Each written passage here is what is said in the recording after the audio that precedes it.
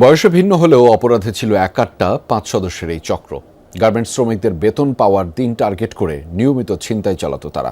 অবশেষে নগরীর বাইজিদ এলাকা থেকে তাদের গ্রেফতার করেছে পুলিশ। পুলিশের দাবি, মাদকের টাকা জোগাতেই সংঘবদ্ধভাবে এসব অপরাধ করে আসছিল চক্রটি। সিলন টি রপ্তানিতে শীর্ষে। বয়সের পার্থক্য থাকলেও পাঁচজনই বন্ধু। মাদক সেবন থেকেই তাদের বন্ধুত্ব, একসাথেই করেন ছিনতাই। নগরীর বাইজিদ এলাকা থেকে তাদের গ্রেপ্তার করে পুলিশ।